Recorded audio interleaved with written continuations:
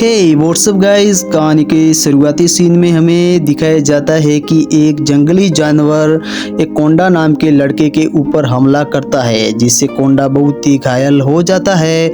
और ये सब देखकर उसका बाप मूसा, जिसका नाम था, वो भाला फेंकता है, जो कि भाला उस जंगली जानवर के जाके लगता है, जिससे जंगली जानवर उस कोंडा नाम के लड़के को खाई के नीचे गिरा देता है। दूसरे सीन में हमें दिखाया जाता है कि इस कबीले का सरदार मूसा था। अब यह कबीला ऐसा जगह पर आया हुआ था जहाँ पे 4 महीने इतनी ठंड पड़ती थी कि कोई बार भी इस कबीले से नहीं निकल सकता था। इसीलिए अब इन्हें खाने की व्यवस्था करने के लिए शिकार पर जाना होगा। और दोस्तों, हम दूसरे सीन में दिखाया जाता है कि उसका बाप अब की बार कोंडा को भी साथ में लेकर चला जाएगा। और दोस्तों, हम देखते हैं कि वो अपने पूर्वजों के उस स्तंभ तक पहुंच चुके थे कि ये सही दिशा में शिकार के लिए जा रहे हैं। और दोस्तों, दूसरी ओर देखते हैं कि अब मूसा के साथी जो कुछ शिकारी थे वो भी वहां पे आ जाते हैं और ये सब मिलकर अब शिकार की ओर निकल पड़ते हैं। और दूसरी ओर हम देखते हैं कि वो सब मिलकर एक जंगली जानवर का शिकार करते हैं। और दोस्तों, मूसा कोंडा को बोलता है कि तुम इसे मारो, लेकिन कोंडा हिचकिचाता है और मूसा बोलता है कि बेटा, जो भी कुछ करना चाहते हो तो तुम्हें आगे बढ़ना होगा। और अब हम देखते हैं कि रात का समय हो चुका है और सभी लोग आग के बाजू में बैठे हैं। और दोस्तों, मूसा को कुछ आवाज़ सुनाई देती है और लगता है कि कोई जंगली जानवर है, लेकिन अब उन्हें मायूस होना पड़ता है कि वहाँ पे कोई जंगली जानवर नहीं था। अब फिर से वो बैठ जाते हैं, लेकिन एक शेर आता है और उनके ही एक व्यक्ति को वहाँ से लेकर चला जाता है, जिससे मूसा बहुत ही दुखी होता है। और दोस्तों, हम देखते हैं कि वो कुछ ऐसा पत्थर सा बनाते हैं जिसका मतलब था कि कोई मर चुका है। और दोस्तों, वे लोग आगे की ओर बढ़ जाते हैं। दोस्तों, अब हम दूसरे सीन में देखते हैं कि रात का समय हो चुका है और सभी अपने एक गुफा में बैठे हैं। और दोस्तों, वो कोंडा के हाथ पर उसका बाप मूसा था, वो एक निशान बनाता है जो कि एक मैप था, ताकि कभी कोंडा रास्ता भूल भी जाए तो अपने कबीले तक पहुंच पाए। और दोस्तों, वो मूसा कोंडा को बताता है कि ये भेड़ियों का झुंड है और आप देख रहे हो कि एक भेड़िया जो सबसे ऊपर खड़ा है वो इनका सरदार है। और दोस्तों, सरदार के ऊपर बहुत ही मुसीबत ज़्यादा आती है, इसीलिए अब तुम्हें भी आगे सरदार बनना है तो होशियार बनना होगा। और दोस्तों, अब हम देखते हैं आगे की सीन में, तो वही पहले वाला सीन दिखाया जाता है जिसमें वो लोग वहाँ पे शिकार करने के लिए पहुँचते हैं और कोंडा को वो एक खाई में गिरा देते हैं, जिससे दोस्तों ये सब देखकर उसका बाप मूसा भी उसके पीछे पीछे खाई में गिरने वाला था, लेकिन सभी लोग उसे रोक देते हैं। उसका बाप कई बार उसको आवाज़ लगाता है, लेकिन वहाँ से उसका कोई भी रिप्लाई नहीं आता, जिससे उसका बाप मूसा बहुत ही दुखी होता है और वो नीचे गिरने की तैयारी में था, लेकिन सारे उसे रोकते हैं और बोलते हैं कि कोंडा अब मर चुका है।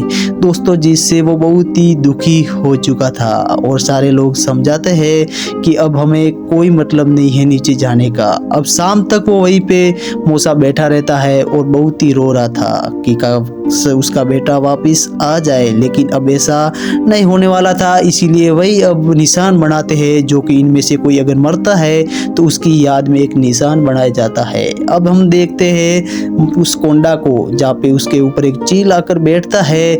इसने में वो कोंडा वहाँ से उड़ जाता है और वो एक पाता है कि वो एक बड़ी सी पर्वत के चट्टान पर पड़ा है, जहाँ पे दूर दूर तक कोई भी नहीं है और नीचे बहुत ही लंबी खाई है। अब दोस्तों, वो कोशिश कर रहा था नीचे उतरने की, लेकिन वो एक चट्टान थी जिससे वो कभी नीचे नहीं उतर पाता। अब हम देखते हैं कि बारिश होती है और कोंडा हिम्मत करके नीचे गिर जाता है पानी में। और दोस्तों, हम देखते हैं कि कोंडा अब एक सूखी जगह पर आ चुका था। अब वो गंदा पानी बारिश का पीता है और उसकी एक टांग टूट चुकी थी, इसीलिए वो लकड़ी से एक टांग को देखता है और उसे बांध देता है। और अब वो उस निशान को देखता है, जिससे वो समझ चुका है कि उसके कबीले वाले अब उसको मरा हुआ समझकर वहां से चले गए हैं और वो उस निशान को बिखेर देता है। दोस्तों, ये सब आवाज़ सुनकर वो देखता है कि एक भेड़ियों का झुंड उसी तरफ आ रहा था, इसीलिए वो अपने बचाव के लिए वो एक पेड़ पर चढ़ जाता है। दोस्तों अब होता है रात का समय, फिर से सुबह होती है और हम देखते हैं कोंडा को। वो देखता है कि उसके सामने फिर से भेड़िए आ चुके हैं, इसीलिए वो भागता हुआ उसी पेड़ की तरफ आता है और पेड़ पर चढ़ जाता है, लेकिन एक भेड़िया उसकी टांग को पकड़ लेता है। और दोस्तों जैसे तैसे करके कोंडा उस भेड़िए को छुड़ा लेता है और भेड़िया जख्मी होकर नीचे गिर जाता है। कई रात तक भेड़िए वहीं पर रुकते हैं उसके नीचे आने के इंतजार में, लेकिन अब भेड़िए सब चले गए थे और सुबह का टाइम भी हो चुका था। अब हम कोंडा को देखते हैं कि वो अपनी सुरक्षा के लिए एक भाला बांधता है, लेकिन अब वो फिर से उस भेड़िए को देखता है और मारने की कोशिश करता है, लेकिन वो पाता है कि भेड़िया जख्मी था और उसके अंदर कुछ अलग भाव था, इसलिए वो भेड़िए के मुंह पर पट्टी बांधता है और उसे लेकर वहां से चला जाता है। अब फिर से होता है रात का समय और एक वो गुफा में रुकता है और दोस्तों फिर से होती है सुबह और हम पाते हैं कि भेड़िया वहाँ पे बैठा होता है और कोंडा उसे देखता है और दोस्तों वह भेड़िए की तरफ आता हुआ प्रतीत होता है। और अब दोस्तों उसने उसकी मरहम पट्टी के लिए कुछ जड़ी बूटियां लाई और वो पानी पीता हुआ उसी भेड़िए को देखता है, जो कि मुंह से पट्टी खोलता हुआ उसकी तरफ ही देख रहा था। अब जो कुछ खाना बचा था और पानी बचा था वो भेड़िए को पिलाता है और दोस्तों उसके घाव पर मरहम करता है। अब वो दोस्तों धीरे धीरे खरगोश का शिकार करता है और वो कुछ तो खाता है और कुछ कुत्ते को खिला देता है। अब होता है फिर से रात का समय और वो आग जला के उसी गुफा में बैठे होते हैं। अब दोस्तों दिन आगे बढ़ते जाते हैं और अब ठंड का टाइम आने वाला होता है। दोस्तों कोंडा उस भेड़िए को बहुत ही डांटता है और कहता है कि तुम यहाँ से चले जाओ, लेकिन भेड़िया अब वहाँ पे नहीं जा रहा था, उसका पीछा कर रहा था। कई बार समझाने के बावजूद भी भेड़िया उसका साथ नहीं छोड़ रहा था, उसके पीछे पीछे ही आ रहा था और अब भेड़िया उसकी लकड़ी को लेकर भी उसके साथ चल रहा था। और ये सब देखकर कोंडा बहुत ही हैरान हो जाता है और अब वो ये सब देखता है और अब वो शिकार करने की सोचते हैं। कुत्ता जैसे तैसे करके शिकार को चालाक से पास लाता है, लेकिन कोंडा उसका शिकार नहीं कर पाता। अब उसे उसी रात को उनको भूखा सोना पड़ता है। अब कुत्ता उसे शिकार करने सिखाता है कोंडा को और जैसे तैसे करके वो शिकार करते हैं और दोनों जैसे तैसे करके अब दिन निकाल रहे थे। अब दोस्तों हम देखते हैं कि सुबह का टाइम होता है और वो दोनों खूब मस्ती कर रहे थे।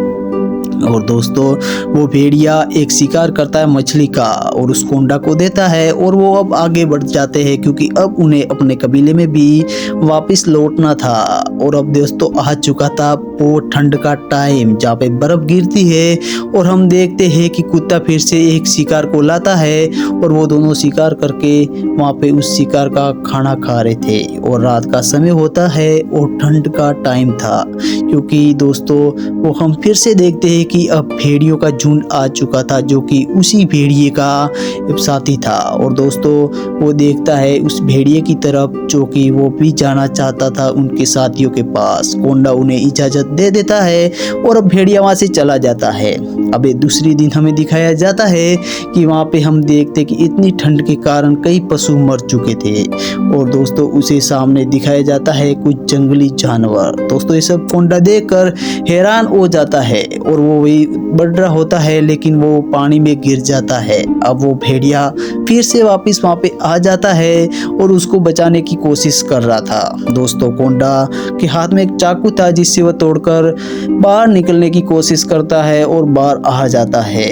दोस्तों आग जलाते हुए वो भेड़िए के साथ वहीं पे सो जाता है। अब होता है दोस्तों दूसरा दिन और वो भेड़िए से के साथ वहाँ से आगे बढ़ता है तो देखता है कि एक आदमी वहाँ पे बैठा हुआ था एक झोपड़ी बनाकर, लेकिन वो दरअसल मर चुका था क्योंकि इतनी ठंड से वो मर गया था। और दोस्तों वो आगे बढ़ता है तो वो देखता है कि वहाँ पे एक तूफान आता है और वह एक सुरंग में आकर घुस जाते हैं। और दोस्तों हम देखते हैं कि वहाँ पे एक शेर होता है जो कि कोंडा पर हमला करता है, लेकिन भेड़िया बीच में आ जाता है और कोंडा को बचाता है। दोस्तों ये सब देखकर कोंडा तीर चलाता है और शेर को वही मार डालता है, लेकिन भेड़िया बहुत ही जख्मी हो चुका था। और दोस्तों वो देखता है कि उसकी वफादारी कुछ काफी हद तक थी। और दोस्तों फिर से वो वहाँ पे पहुँच जाते हैं जहाँ पे उनके पूर्वजों ने एक स्तंभ बनाया हुआ था। तब कोंडा समझ जाता है कि हम सही दिशा में आए हैं। और दोस्तों वो आगे बढ़ रहे थे, लेकिन अब भेड़िए के जान नहीं बची थी। भेड़िया अब मरने ही वाला था। इसीलिए दोस्तों हम देखते हैं कि वो भेड़ियों को उठाकर गोदी में लेकर चले ही जा रहा था दोस्तों, क्योंकि अब वो समझ चुका था कि मैं काफ़ी कबीले के नज़दीक आ चुका हूँ, अब मुझे हार नहीं माननी चाहिए।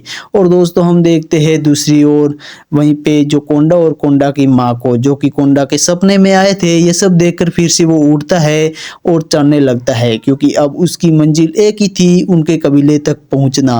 और दोस्तों हम आगे देखते हैं कि उसे उसका कबीला दिखाई दे देता है, और यह सब देखकर वो इतना खुश होता है कि उसके किस खुशी का कोई ठिकाना नहीं रहता, और वो कबीले के आगे आके गिर जाता है। उसका बाप मूसा ये सब देखकर खुश होता है, और दोस्तों सारे कबीले वाले वहाँ पे आ जाते हैं और उस भेड़िए और उसकी मरहम पट्टी करते हैं। यह दोस्तों कहानी यहीं पर पूरी होती है। अगर आपको पसंद आई हो तो वीडियो को लाइक जरूर से कर दीजिए।